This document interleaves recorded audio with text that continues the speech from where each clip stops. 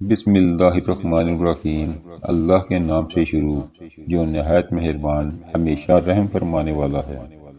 سورہ نساء نمبر 4 آیت نمبر 92 تا 96۔ اردو ترجمہ عرفان القرآن۔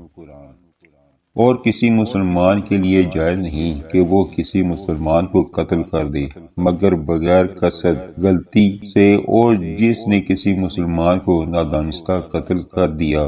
تو اس پر ایک مسلمان غلام باندی کا آزاد کرنا اور خون بہا کا ادا کرنا جو مقتول کے گھر والوں کے سپرد کیا جائے لازم ہے، مگر یہ کہ وہ معاف کر دیں۔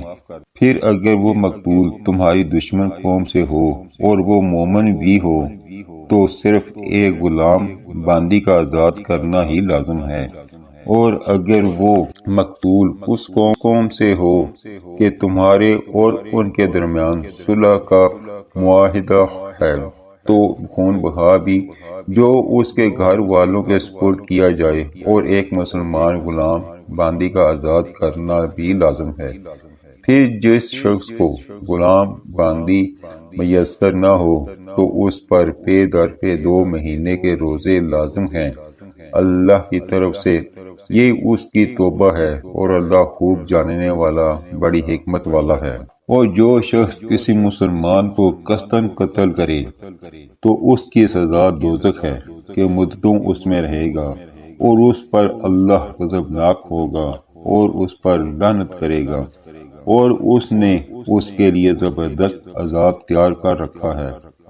اے ایمان والو، جب تم اللہ کی راہ میں جہاد کے لیے سفر پر نکلو تو تحقیق کر لیا کرو، اور اس کو جو تمہیں سلام کرے یہ نہ کہو کہ تم مسلمان نہیں۔ تم ایک مسلمان کو کافر کہہ کر مارنے کے بعد مال غنیمت کی صورت میں دنیوی زندگی کا سامان تلاش کرتے ہو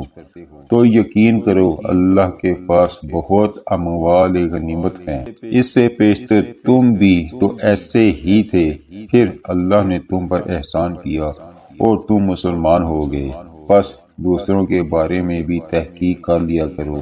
بے شک اللہ تمہارے کاموں سے خبردار ہے۔ مسلمانوں میں سے وہ لوگ جو جہاد سے جی چھڑا کر بغیر کسی عذر تکلیف کے گھروں میں بیٹھ رہنے والے ہیں، اور وہ لوگ جو اللہ کی راہ میں اپنے مالوں اور اپنی جانوں سے جہاد کرنے والے ہیں، یہ دونوں درجہ و ثواب میں برابر نہیں ہو سکتے۔ اللہ نے اپنے مالوں اور اپنی جانوں سے جہاد کرنے والوں کو بیٹھ رہنے والوں پر مرتبہ میں فضیلت بخشی ہے، اور اللہ نے سب ایمان والوں سے وعدہ تو بھلائی کا ہی فرمایا ہے، اور اللہ نے جہاد کرنے والوں کو بہر طور بیٹھ رہنے والوں پر زبردست اجر و ثواب کی فضیلت دی ہے۔ اس کی طرف سے ان کے لیے بہت درجات ہیں اور بخشائش اور رحمت ہے، اور اللہ بڑا بخشنے والا مہربان ہے۔